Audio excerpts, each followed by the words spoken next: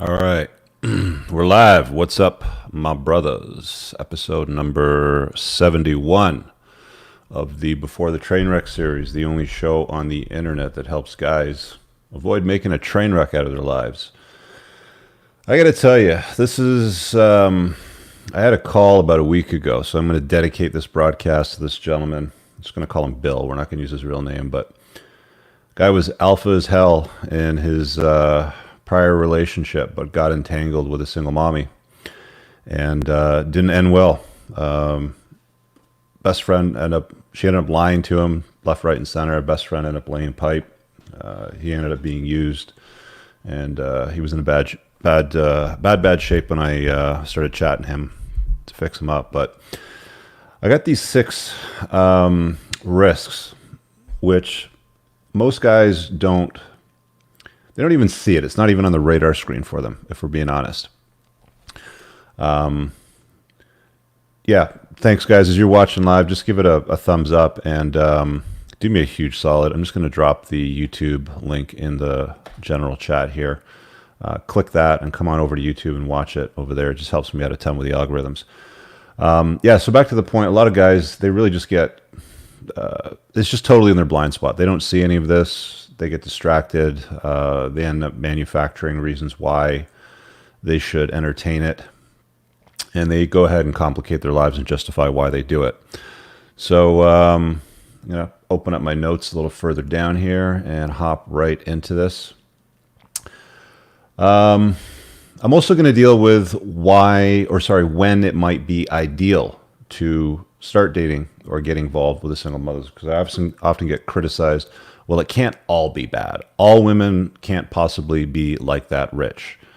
Got it. Let's talk about that part too, because there's an opportunity for consideration there. I just wanted to say this. I've been listening to this book. I don't have my phone here. It's an audio book. Can't remember the guy's name. I think it's The Evolution of Desire. If I could try to recall the author's name, I'd let you know. But I'm going to add it to my Amazon bookstore, pinned in the top comment.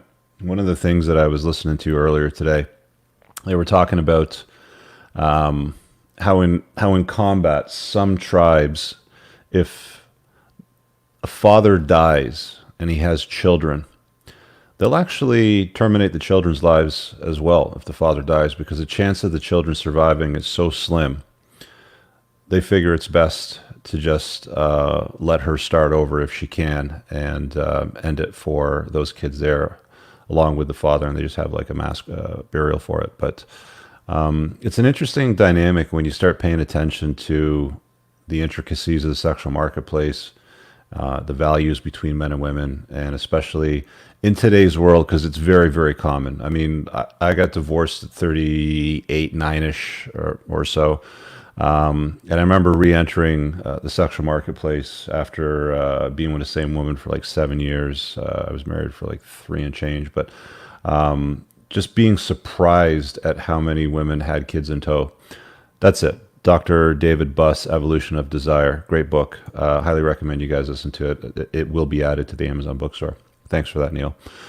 And it's very common. I remember when I was 32 or so, or around 32, 33, before I got involved in that relationship. There were some, there weren't a lot, but they were pretty easy to avoid. Today, it's, if you're an older guy and you're dating around your age, I mean, if you're divorced, if you're 40, 35, 40, 45 or so, most guys will just look around and be like, well, that's all we got. That's all the options that I have. So let's just suck it up, buttercup, and see if we can make the best out of it.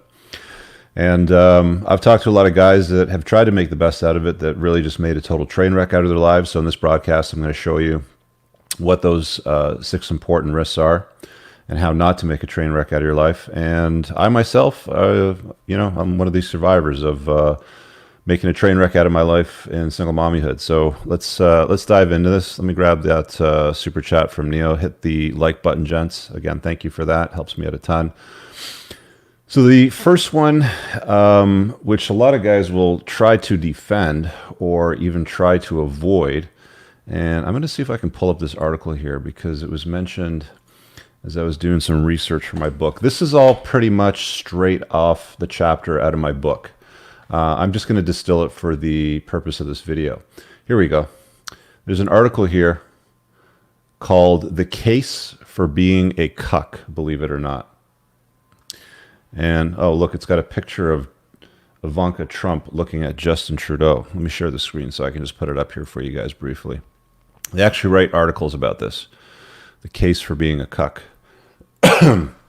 And you can just Google this. Just search it on news. It's available on, looks like GQ magazine online. So this is like pushed out in the mainstream media. It's pretty much accepted, common. It's even celebrated in some cases, but it does exist. And when you get involved with a single mommy, you have to understand that you're signing up for your own cuckoldry. You might ask, what is a cuck? What does cuckoldry mean, Rich? Here, I'll dig you up your definition and give you the dictionary version. They have a bird called the cuckoo. They even have TV shows based off it as well. Dictionary meaning: a cuckold is an insulting term for a husband whose spouse has had a sexual affair. Cuckoldry can mean one of two things: the act of making a man a cuck by having an affair, or the state of being a cuckold. If you dig further into the Webster definitions, you can also see that it's inclusive of raising another man's child. Sometimes it's known, sometimes it's unknown. One of the stats that I pulled up doing some of the research when I was putting the book together was the rate at which married men who believe that the children that they are raising are in fact their own are cucked is somewhere between 10 and 30%. It's nearly impossible to establish what the accurate numbers are, because the act of cuckoldry in a marriage or in a relationship relies on deception. So nobody's going to volunteer, oh, by the way, this is not your kid. I had this with Kevin from sales or Steve from accounting. She just goes about it, and, you know, she understands paternity, right? Paternity is insured because she births the child. The father does not have the option to ensure paternity unless he takes a paternity test to ensure that the offspring is his. But believe it or not, even in a married scenario, even in a couple, the instances of cuckoldry are somewhere between 10 and 30%. And all that data will be in another chapter in my book. I'm not going to spend any time on it in this broadcast. But again, society today celebrates what this is. And in my view, it's nothing to celebrate. Looking at articles titled "The Case for Being a Cuck," in my view, is disgusting. You don't have the opportunity to pass on your last name. There's no genetic legacy to pass down, and these 2 points have historically been the biggest selling points to men for fatherhood. This is why they would normally do it, right? So when you get involved with a single mommy, especially with small kids, you are, in fact, signing up for your own cuckoldry. You're walking into it knowingly what you're doing. To add insult to injury, women overwhelmingly have primary parenting of children the vast majority of time, and men don't. So if you're a divorced father, and this is going to come into play for a lot of guys, 35 plus or so. If you're a divorced father, you might actually end up in a scenario where you spend more parenting time some other man's children than your own. So just let that settle in. So that's the first risk number one. Let's talk about why men go for single moms. It really boils down to two reasons. I mean, we can broaden this and go into a whole bunch, but in my view, it really boils down to two. There's a lot of women with children in tow by the time you get older. The older you get, the more you're going to find women with children in tow. We've been incredibly bad as a species at monogamy. We're quite promiscuous. Sapiens are anyway. The most promiscuous species on the planet, believe it or not. But we're quite bad at staying together, and it's equal parts. There's parts that come through society, through the state getting involved in your household and your marriage through the changes over time with the different waves of feminism and so on and so forth, men's choices, women's choices. But the best interests of kids are not really particularly put at the forefront, at the center. We kind of do what's right today, and a lot of people we don't do what's right. We do what feels good today. And a lot of people in marriages, and we know that something like 70 to 80% of marriages or relationships end because women leave. It's typically not the guys. It's typically just the women. When guys leave, it's because things are pretty bad. But you split up a family and take the kids in tow with you. There's a lot of incentive to have the kids in tow with you as a woman. Everything in family law is essentially written to benefit her. It doesn't encourage her to behave well or in the best interest of the kids. It encourages her to optimize her hypergamy and make sure that she can get the best deal possible. So part of that is, throwing the kids into the mix. So you're going to have a lot of women out there today on the dating marketplace that have kids in tow. The other reason why guys get involved with these women is it's just low-hanging fruit. They don't have any other options. They're not high enough value that they can say no at 40 and date women under, the epiphany phase, under 27, 28 or so. They don't have the option because of where they are and some of the choices they've made in life. And we already know that the vast majority of the male population is pretty much beta, 70, 80% of the male population doesn't have that option. So single moms become low-hanging fruit. And they're healthy guys. They have healthy testosterone levels. They want to get involved with women. They want to be intimate. So they look around and they say, okay, fine, let's give this a try. So again, the first risk is cuckoldry. Yeah, I'm seeing some notes here popping up. Somebody was talking about blended families there. I'll bring that up in one of the points here as well. So the second point I want to hit on is responsibility without authority. Now, when you get involved with a single mommy, you have the same parental responsibilities as the biological father, but without any of the authority of a parent. Generally speaking, if you're raising kids together with a woman and they're your kids, let's assume that they're your kids. Most guys even struggle in that environment to have any authority as the head of the household. They're generally not the head of the household. It's more of a, in today's world anyway, most guys kind of succumb to a more equal or egalitarian type of household. We just want to be equal around here and treat everybody the same. And they don't want to run the frame of the relationship. They don't want to lead the family. They don't want to be the head of the household, or they can't be, one or the other. So even in a two-parent household, assuming that the children are his, men often struggle to begin with. But when you sign up for your own cuckoldry and get involved with a single mom and raise another man's children, you have the responsibility of the biological father, but without any of the authority of the parent. So you'll have responsibility for birthdays, travel, holidays, ski trips, the beach. The list goes on and on and on. It just is completely endless. You'll be looked upon to fill the role or the shoes of daddy, and your personal financial resources will be welcome. But at some point, if there's a grievance, if one of the kids don't like something that's going on, you'll probably eventually hear something along the lines of, "You're not my father and I don't need to listen to you." And along with that comes some manufactured indignation. They will be our kids when she needs you, but her kids when you need to discipline them or enforce boundaries. I've seen this firsthand. I've lived it when I got into my own stupidity with the single mommy that I got involved with for about 3 years or so. You'll find at some point they will push back because they don't like the boundaries enforced by you, and they'll act out. In many cases, in a manufactured way, it's completely made up. It's not warranted, and the mom will side with the bad behavior because of feels.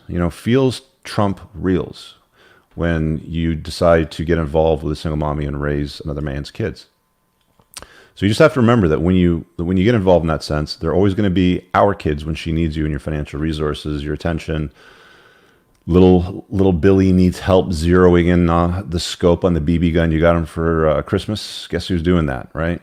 But when you need to enforce boundaries, if something's going sideways or one of the children are behaving wrong, they're her kids, and you're not allowed to enforce them, or there's limited enforcement opportunities for you. Now, if you're a single father, you will learn that when your kids need something, so let's say you're divorced, you got kids as well, your children will never be ours, but selectively yours. Yet most men discover that women want authority over his kids without responsibility. So again, if you're the man, you've got responsibility without authority. If you're the woman, you get involved with a single mom, she has got a couple kids in tow. Let's say you're a divorced dad, you got one or something like that. She's going to want authority over your kids, but no responsibility, right? So this is a very, very interesting dynamic, and I've seen this play out over and over and over and over and over and over and over and over again. I've done dozens, probably close to well over 100 consults with guys dealing with exit strategies, trying to get divorced from a single mom, dealing with one-itis, heartbreak, stuff like that. I've seen it myself as well. So again, this doesn't apply to all women, but on a balance of probabilities, these 6 risks that I'm mentioning here, you've got to be aware of them. Let's move on to the next one, number 3, the victim mindset. Let me grab that super chat from Neo. Thanks. Yeah, I have a video on my channel about Bruffault's law, and you should go look it up. Just search on entrepreneurs in cars on YouTube, and then put in what is Bruffault's law, and you'll come across a video. But essentially, Robert Bruffault, I think he was a French doctor, if I recall. I'm gonna have to go searching on Wikipedia, but he did a lot of research on the animal kingdom, and you notice that the female in the animal kingdom determines the length of the relationship. Let me just quickly dig it up because it's more eloquently put the way that Bruffault's law. Oh, he's a French surgeon. Okay, so Bruffault's law maintains that the female, not the male, determines the conditions of the animal family. Where the female can derive no benefit from association with the male, no such association takes place or continues. Today we would say relationship rather than association, but that's the essence of it. He's basically saying the moment she no longer sees any value in having you around, she will not be around, essentially. So you can go watch that video. There's a bit more of a breakdown on that topic there. I found that to be an interesting concept that rings true and is consistent. Okay, let's talk about victim mindset. I've seen this play out a lot. Too many times. When I say a lot, too many times. They often brag on social media about how strong and independent they are and how they don't need a man. Okay, we're talking about the social narrative that we hear today, from women. But in the next breath, they turn to the government for handouts or their children's father for financial support. Now, the children should be supported by the father. I don't question that. The amount of support that is often redistributed from the father to the mother does not amount to what's required to support children in most cases. There's no child in the world that needs $50,000 a month, yet there are fathers paying $50,000 a month in child support, right? But that's how the courts operate today. So back to this third point on mindset. A lot of single moms would complain to me when I was dating about the father of their children. Often heard them use disparaging terms like he's a loser, he's dumb, he's a deadbeat, he was beta, or he was boring. Any one of those were pretty common. I would often ask them why they married him or had kids with him, and their face would turn to stone as if to say, how dare you hold me accountable for my choices? There's frankly no ownership when it comes to choices. So you have to understand that this is just going to be kind of par for the course. It's not often exempted. There are some exemptions, but it's not often exempted. The other thing that you got to understand with the mindset component of this when you get involved with single mommies is I've never met a single mother that wasn't a self-proclaimed feminist. Now, I don't date feminist-looking women, okay?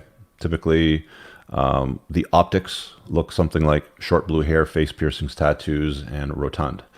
But there are feminine-looking women that are self-proclaimed feminists still. They have feminine-looking feminists, if you will. But the problem with the ideology is to identify as a feminist, you must have an oppressor. Okay, and every woman oppressed is a victim when it comes to the feminist logic. You can't be a victim without an oppressor. So there's something manufactured. It doesn't matter if it was my dad when I was growing up. My husband was a loser. He cheated on me. He was dumb. He was unable to provide for the family. Insert whatever reason. But there's no ownership for, well, I chose to, wife him up or husband him up, sort of thing. There was no ownership along that lines. It's just he became inadequate. Earlier to the point of Briffault's law, again, women will only keep a guy around so long as he's useful. The moment he becomes or no longer is useful to her, hypergamy kicks in. She goes looking for another opportunity. And that's a requirement of survival for women and her children. It's an evolved, it's just hardwired. And to be honest with you, I'm just going to put it to you like this. There's nothing wrong with that. That's just the way they're hardwired. If they weren't hardwired that way, they wouldn't have survived. They wouldn't have the opportunity to give their kids what they need. So it's just an adaptive, evolutionary type of behavior. You just have to understand it as a guy that it's par for the course if you're going to get involved with a single mommy.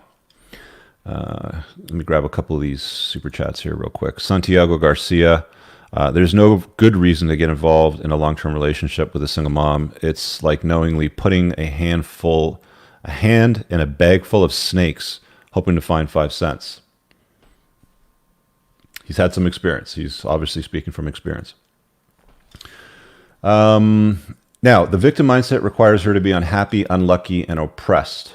I found out firsthand when I started dating after my divorce, how these women, how hard done by they'd claim that they were, their kids were. It was always somebody else's fault. The other problem with that too is, I mentioned earlier, you have responsibility, but you don't have authority. If there's a conflict and you're trying to enforce boundaries with her kids, you're going to find that her kids are also going to adopt this ideal set, this mindset. One of the big complaints I hear from a lot of guys today that were raised in single mother households is the absence of a strong, masculine, virtuous male role model. So they default to these types of beliefs and mindsets, more specifically the victim mindset. So I'll give you an example. I tried to enforce a boundary once with my single mommy type of relationship. Kid acted out, made up what was nothing short of a lie, basically manufactured indignation, which is something that we've seen women do. And the mindset, where did it come from? It's a learned behavior. Kids learn these things. You can't get mad at a 7 or a 10-year-old for the behaviors or the decisions that they make, because it's all learned behavior from the parents. So where do you think he's going to get that from, right? He or she's going to get it from the mommy. So you have to understand that's a strong element of one of the risks that you're going to have to deal with. So if something doesn't go their way, they'll emotionally manipulate the mother. And of course, she turns into mama bear and she swoops in and wants to protect those kids from the big bad guy that doesn't happen to be the kid's father, but he's the useful idiot that can, be an ATM when she needs resources or help with things. Let's hop into the next one. We're making good time here. Guys, if you're enjoying the broadcast, smash that thumbs up button. Helps me out a ton, please. Thank you. Let's talk about financial matters. Now, what I noticed, and what I've noticed with a lot of the consults that I've done, is most men discover that single moms gravitate to professions like nursing, teaching, dental hygiene, daycare work, beauty salons and products, stuff like that. As a high income earner, you're not going to find a lot of women that come anywhere close to the level of pay that you can earn. Kevin from sales making $250,000 a year. Steve from accounting as the CFO making $200,000 a year. It's a lot of money. You get involved with a nurse, a dental hygiene assistant, or a teacher, they're making a lot less than that. They're making less than $100,000 in most cases, which is still a reasonable income, but they're just nowhere near where you are. You're going to find it difficult to find, men come into their stride on the sexual marketplace. Like, their value increases over time. Women are, this is an observation by Dr. Warren Farrell, who wrote many, many books on the subject over many, many years. But it boils down to this: men are viewed as success objects by women. Women are viewed as beauty objects by men. Both of those things go on the decline at some point, but for women, beauty will decline after the age of about 23 or so. Okay, they don't want to hear this, they don't want to believe it, but at the end of the day, the truth of the matter is their fertility is at its peak at that age, and they're going to be their hottest at that age at the end of the day. After that, it's on the decline. Can you push that back? Can you delay it? Can you do things that will accelerate it? Sure. You start partying, drinking gallons of wine, smoking cigarettes, not sleeping, not taking care of yourself, and not eating properly, you're going to be gross pretty fast. You can push that off, of course, and there's some very attractive women, in their 30s and 40s and 50s and so on and so forth, that have maximized, but nowhere near what they looked when they were 23 years old. And on the other hand, when it comes to guys, their sexual marketplace value peaks usually in their late 30s. That's usually when they're best looking, and they're also at the top of their game financially. It's not uncommon to, for me to talk to guys in their early 40s, sometimes even 50s, that are still quite handsome, distinguished looking. They make bank, they know how to make it rain. They're still quite physically fit. Of course, because, women birth children, it does a number on their body, whereas on the other hand, men don't. So they have that advantage as well. So, there's differences between men and women, and that's okay. You just have to understand what they are. But when it comes to the financial issues, you're going to discover that there really just aren't as many financially well-off single moms. They're not living in 5-bedroom, 5,000 square feet house, driving nice German cars, with a boat at the marina or anything like that. They're often living in the matrimonial home that they inherited through the marriage. He ends up moving out and getting his own place. And she's driving a 15-year-old Mazda minivan or something like that. It's just par for the course, right? Let me grab the super chat real quick. Ben Hale says, one thing rarely mentioned is the alpha dad that remains after divorce. In most cases, I'm guessing MN is Minnesota or 50-50. Not only is the authority gone, but the alpha is still calling the shots remotely. I didn't include that in the 6 risks here because for the most part, I'll be honest with you, Ben, I've noticed that women tend to divorce betas. So they're not going to be calling shots, or I didn't find, me personally, from my own experience, that they were calling shots in my own way. Is it an issue? Yeah, of course. I mean, there's some other dude around, always. And you're raising his kids. And in some cases, you might even be spending more time with his kids than he gets to, if she's got primary custody, right? So that's just part and parcel of it. You could make a list of 2 or 3 dozen of potential risks. But these are the 6 main ones that I want to focus on. So back to the financial issues. We talked about the differences in income and lifestyle. You will inevitably be called upon to pay for her life and her children's. Now, I've had a lot of coaching calls with guys that have paid off her debts, student loans, maybe mortgages, maybe car loans, bought her kids' cars, not just one, kids, sometimes kids from, 3 kids from 2 different fathers in some cases, and paid for college tuition. It's quite common for the uninitiated men to make themselves less so she and her children can become more. Let's go on to the reprioritization, and then we'll talk about the big risk, and then I'll get into when it might be ideal to date a single mom. Don't worry, I've got some good news out there for you guys. I don't want you all to get upset. Oh, Rich just doesn't like, he's mad, he's been hurt, butt hurt, or something like that. You guys will see it in the comments. So if you're watching the recording, scroll down in the comments, and you'll see the anger and seething resentment, mostly pointing and sputtering at me specifically. You'll see it. Watch for it. Let's talk about reprioritization. That's expected of you as a man when you get involved with the single mommies. You will never be her priority. I'm just going to say it again. Guys, if you get involved with a single mommy, you will never, ever, ever, ever, ever be her priority. Ever, ever, never, ever, ever, ever. You guys know the song. Most men find their place in a pecking order behind her needs, her kids' needs, her work issues. Becky from HR department that's busting her chops over something, her big wine drinking nights, her book club nights, her sisters and her salsa nights dancing out, then her cat. And then you get to be number 7, 8, 9, or 10. I'll tell you, I've seen episodes where I knew this one woman and man. She had a kid in tow from a prior marriage, and so single mom. I think he was like under 10, and she had another kid with this new guy that she was dating. So she had two different kids from two different fathers at this stage, both under the age of 10. One was a baby, toddler, and the other one was like 7 or 8 or 9 years old or something like that. And she would go out salsa dancing, leaving him to take care of her child with him and the child of another man, while she would go out seeking the attention and adoration of other men in a salsa club. And he would let it happen because, again, when you get involved with a single mom, you sign up for your own cuckoldry.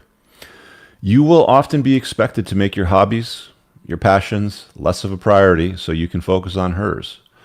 There's an old adage, a lot of people say women are dream killers, and they can be if you let them.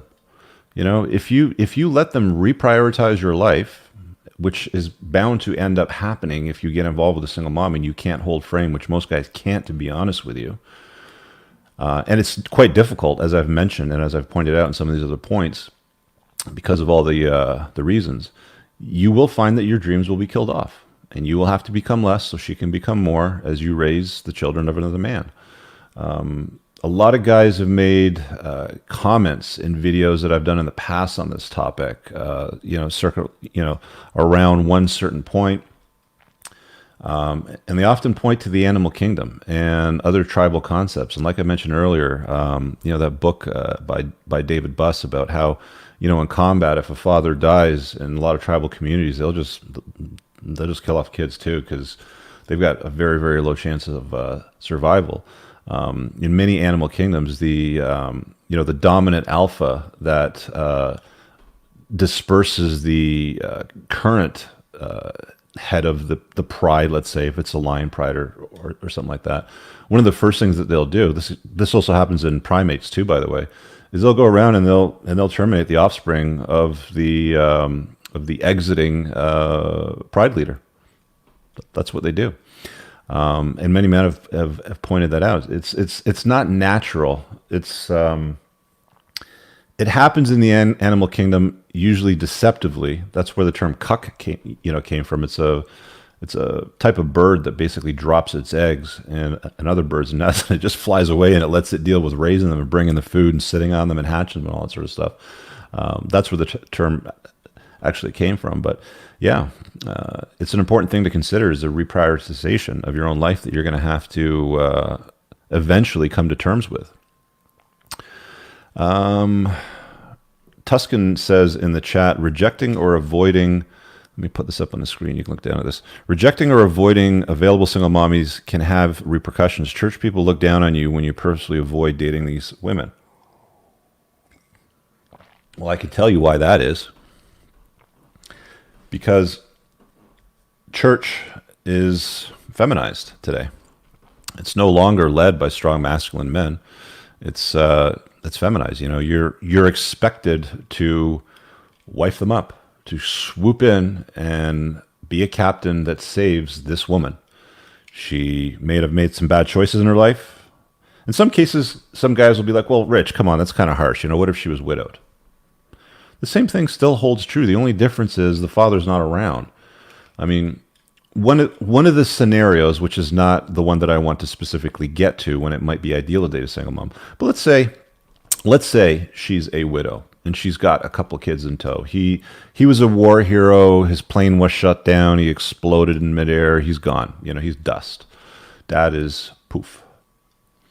And along comes Lieutenant. He steps up to the plate, and he wants to, get involved with, his wingman's wife and kids. He's not going to have to deal with anybody else interfering. And let's say he's unable to have kids, and he wants to step up to the plate and do that. And I see a lot of guys, mention that, well, what if she's a widow? What if you do this? Okay. You're still going to run into a lot of these other issues that I've mentioned here that you wouldn't run into with a woman that doesn't otherwise have children in tow. Let's deal with the big risk, and then we're going to talk about when it might be ideal to get involved with the single mommies. So you have something warm and positive to wrap up this broadcast on. Now, here's the big risk that most people don't consider. Most guys won't consider. Let's say you get involved with a single mom. She's got a couple of kids, two or three kids. They're all boys. At some point, boys will go through puberty. Now, for those of you out there that have not been through puberty yet, or might be of another gender that does not go through male puberty, it's somewhat of an interesting phase in boys' lives. Their voice starts to crack. It gets deeper. They all of a sudden get boners all the time when the wind blows, sitting at a table having dinner. It's not uncommon for them to start keeling over. Hey, Richard, can you come up to the board here and work out this problem? Just be like, no, that's okay. I'll just take the zero sitting here. You guys ever see that Eddie Murphy stand-up skit? You know what I'm talking about, right? That's okay. I'll just take the zero. But there's a big risk that's involved if you're a father with a daughter or daughters in tow and you blend families. Somebody mentioned earlier, talk about blending families and all that sort of stuff. This is one of the lyrics that I started to hear a lot of when I was involved with my single mommy relationship. Blending families. I didn't even know what the hell that was. Blending families. I think that guys never think about this, or never crosses their mind. It's not something that's on the radar screen, but I don't know, maybe through a function of the Brady Bunch or some other source where they get it from, their book club, their yaya clubs, their salsa dancing clubs, whatever it might be. They come up with the idea of blending families, which is a friendly way of saying, let's move in together under the same roof and blend our families. And, let's act as if we're one. Like that's some natural, thing that would happen on any given course of a day. And does it happen a lot? It happens a lot, man. But a lot of guys really have a hard time with it for the reasons that I've mentioned earlier. But this is the big risk, and it comes to your daughters. If you decide to spend a lot of time with a single mommy that's got boys that start going through puberty, and you've got a young daughter, and you're spending overnights, I'm going to start connecting some dots here for you. The biggest risk to a little girl is non-blood relatives in the same household. Okay, so that means stepbrothers, another man, sort of thing like that. But you got problems in that scenario. And I don't know about you guys, but I've met and I've talked to a lot of women that have had issues growing up in this new age divorce world that, where men and women can't keep their shit together, and, women watch Eat, Pray, Love, and they think, all right, I'm going to be one of the 70 or 80%, just leave this guy because there's some better stuff on the other side. I'm going to take the kiddos with me and everything will be tickety-boo. But nobody thinks about this, right? Now, all of a sudden, her boys are going through puberty. You bring your daughter into the mix. You blend families because that's what you're supposed to do, because that's what she says. You don't put any thought into it. Now your daughters are exposed to risks in that household from these other boys. And that's where that can be a big, big problem. Another big risk that a lot of guys run into that they don't recognize until after the fact. Let's say you're in a relationship with a single mommy for 3, 5, 7, 10 years, and it doesn't work out, which they inevitably don't. Women have a hard time pair bonding in a healthy way to men over a long-term basis when the societal norm keeps telling them, well, just move on. You can do better, girl. They tell guys, you do what's right. This is why guys man up and swoop in and play the captain to save her. But they tell women something different, right? Again, they tell guys, do what's right. They tell women, you do what's right for you, girl. So they get it in their head. It's not working out with this guy. Brefalt's law kicks in. He's not serving my needs. It's too hard. My kids are acting out. They're saying that they don't like him, blah, blah, blah, and start whatever reason. And then they bounce, right? And guess what ends up happening? Look, if you're married and you have kids, chances are you're going to see your kids. You've got a relationship with them. They're yours. But imagine you've got kids already from a prior marriage for a few years. You get involved with a single mommy for 5 or 6 or 7 years, something like that. You've helped the kids do stuff. You've zeroed in the scope on the BB gun. You've played Mortal Kombat with little Bobby. You've done all that stuff. You never see them again. even though you formed a bond in a relationship with them. That's another big risk a lot of guys have, and they have a hard time. I remember I was talking to this one guy. He's like, I can't believe that she lied to me, started banging my best friend. He lied to me. And that kid still got my dirt bike, and I bought that thing for him to take him out and do, insert all these other things and all these trips and stuff like that. You're going to have problems with that. Mike Howard here says, I found this channel after recently breaking up with a single mom of a little girl. Honestly, I miss the kid some, but her mom and her extended family were united in raising her wrong. Yeah, and I'll tell you right, what's up, guys? Do not let her make her problems your problems. So that's your big risk that most guys don't consider. Now I'm going to talk to you guys about when it might be ideal to get involved with a single mommy. We finish off on a better note. Here's the thing. If none of these conditions exist, okay, so I'm going to go through them again. Cuckoldry you can't do anything about, so that's always going to exist. You're basically signing up for your own cuckoldry when you start to raise another guy's kids. Let's say you have responsibility and authority. Okay, so let's tick off that box.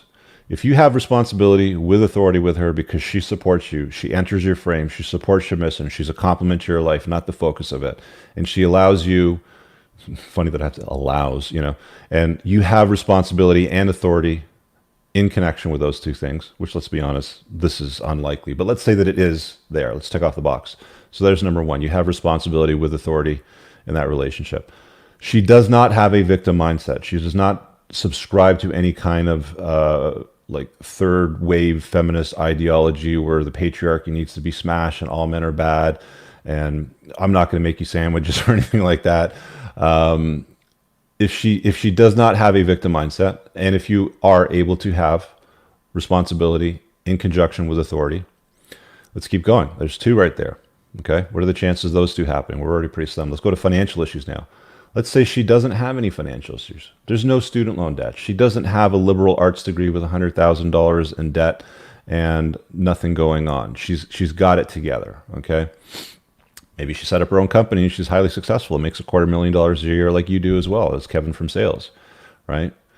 You have a scenario like that. Let's tick off that box. So there's three now, okay? And the last one, your reprioritization. Let's say she does not, because this kind of goes hand in hand with the ones earlier. But let's say that you do not need to reprioritize your life. You still have your boys' weekend. You can still go boating. She's not going to curtail any of your hobbies. And again, she's a complement to your life. She's not the focus and all that sort of stuff. Thanks, Marco. Appreciate that. Then, and only then, if you have children that are the same age and the same gender, then it might be ideal, and she's hot still, okay? Obviously, you got to be attracted to her. Then and only then, it might be ideal to date a single mom. Now, I ask you, what are the chances of her not having a victim mindset?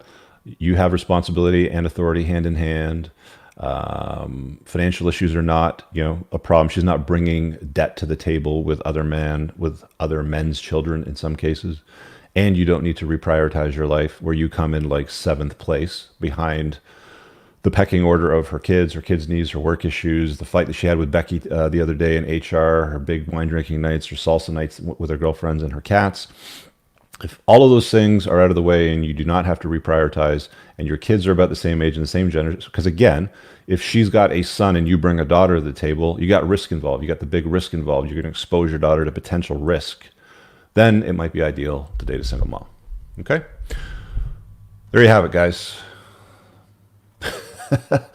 This is straight out of one of the chapters coming from my upcoming book. If you haven't gotten on the email list, I'm going to drop it up on the screen here. It's also pinned in the top comment below. So if you go to entrepreneursandcars.com/red-flags, you can get the free chapter on red flags. You'll also get on my email list, and I'll notify you when the book's available. It's coming very soon. It's just final edits right now. We're just getting it all sorted out. It will be available in print, Kindle, and eventually Audible. Kindle will come out first, print probably next, and Audible probably last. There's some things required to get those formatted properly, but this component here will be added to the book. It is a great piece. And that's that. So get on the list. The other thing is we're doing a Rule Zero live event. And let me just put this up on the screen here because I got to do some housekeeping here before I go. We're doing a Rule Zero live event in we're going October. Let me grab it here. The dates are, so registration opens. I'll put it up on the screen here to show you guys. Also, if you're on my email list, you'll get access to this opportunity to grab a ticket too. It is October 2nd and 3rd. It's a 2-day event. We have Rolla Tomasi, myself, Ryan Stone, John from Modern Life Dating, Troy, Myron, Aaron Cleary, Paul, John Fitch, and Sterling Cooper. Very, very quickly, Rolla's going to be talking about religion and the red pill. I'll be talking about vetting for long-term relationships or potential marriage, even though I'm vehemently opposed towards marriage. A lot of you guys keep asking me how to do it right. I'll give you everything I got on this, okay? Ryan's talk, I don't think he's announced his yet. I know John's going to be on sex to sales. Troy's going to be talking about approach and how to do that properly. Myron's in Miami, so he's going to be talking about game in large coastal cities. Aaron's got an interesting one on the ROI of chasing women versus chasing excellence, practically, is what it boils down to. So it's a lot of that soundbite that I talk about. Is it even on this mug? Yeah, it's even on this mug today. You know, chase excellence, not women. Paul runs Harem Game, so he'll be talking about how to run basically Alpha God stuff. So if you've read Dr. Hector Garcia's Alpha God, he's going to be breaking down Harem Game for you. John Fitch is going to be talking. He's an MMA fighter, by the way. I think he's got a fight coming up this week. You can also follow him in on Instagram. He's going to be talking about the importance of men's requirement, his obligation to duty to be physically strong and have the capacity for violence. And Sterling Cooper, adult film performer, is going to be talking about what he's good at. So yeah, make sure you're on this list over here, guys, below me on entrepreneursofcars.com/red-flags, because you'll get notified when registration opens. It's on September 12th to 16th. It's a very short window. It's an online event. Unfortunately, COVID's made it prohibitive to host a in-person event. Only a lunatic would host a in-person event of this size in a city and put people in a room and expose them to those risks. So we're taking the conservative approach to this and doing it the proper way. We still intend to have an in-person event next year once all this nonsense with COVID lifts. Hopefully the Vegas Strip will open again for us fully, and we can get straight into it. But that's the Rule Zero live event. Let's remove that and go full screen. And before I wrap up, let me grab this super chat here real quick. Stephen E says, what advice do you have for a guy who hasn't been in a relationship in about 23 years and made a lot of mistakes and wasn't high value to say the least, but I'm chasing excellence now? I'm 41. Well, your ROI on where you are right now will be greater on chasing excellence than chasing any kind of tail, because you're going to be left with what's out there, which is not great if you're not in the top. I'm not even saying be in the top 5% or 1%, but if you're not in the top 20%, we already know that women's swiping habits on dating apps, the bottom 70%, so a 3 out of 10, so a 3 all the way up to a 10 out of 10 is swiping right on men that are 8 out of 10 or higher. That's just the way that it is. So if you're not in the top 20%, your ROI is going to be best served on doubling down on yourself, reinvesting on yourself. Call it monk mode, call it whatever the hell you want. But I would work on yourself, not chase any tail, because you're going to be severely disappointed for the most part based on the results you're going to get. Tuscan says, great production as usual. Everyone stay strong, chase excellence. Thanks, brother. And last but not least, I'm going to talk about tactical soap for a minute, because Scott sent me these solid cologne pheromone boosters, he calls these. These just came out. He sent me these samples. So they're kind of like, I don't know how to put it. They're like deodorant sticks, but they're smaller, almost like travel size. So I think these, you wouldn't have any issues on aircraft, not that you'd want to travel right now because of sitting in a tube for 5 hours with a stupid mask on your face. But anyway, so if you're showering with Bond, which is a pheromone-infused product, it's a soap. You've gone swimming, you've sweat a little bit, it's halfway through the day, you got a date coming up, you just whip out your stick, give it a little you can throw it on your wrist wherever you want. So it's just a booster. It smells exactly like the product. It's an all-natural product. I was looking at the ingredients because you guys know how I am with estrogenics, and I've talked to Scott about this. I'd only promote something that's clean. It's a nice little perk. So if you guys want to check those out, they've they've got these 3 products for the originals, Durden, Maverick, and Bond. Again, they're pheromone infused soaps. They're handmade in the United States. It's a high quality product. It is the official channel sponsor for my channel. So if you guys enjoy the content, you're showering anyways, you might as well grab that. These new ones up over here, he says he will be having the sticks. What did he call them again? Booster sticks. Fragrance booster sticks is what I'm going to call them. I'm probably butchering it, but click that link below or just go to coopersoap.com. You check out with coupon code Cooper, you get 10% off. I think actually the coupon code's pre-applied to this website if you just go here. But check that out. So be back next Monday, 8 p.m. Eastern Standard Time for the next broadcast. I've got at least a dozen videos I got to pump out this week. And if you haven't gotten onto my Clips channel, just search on YouTube. I'm taking longer format stuff like Before the Train Wreck, and my editor's breaking it down into tighter sound bites, usually like 5 minutes long, and they're all going on the Clips channel. So search for Rich Cooper Clips on YouTube and subscribe there, because that's where a lot of the shorter clips and tight sound bites end up if you don't watch live. Thanks for watching. If you guys are watching on podcasts, listening on podcasts, give it a rating, thumbs up. If you're on YouTube's, and leave me a comment below. We'll see you guys in the next video. Thanks for watching. Peace out.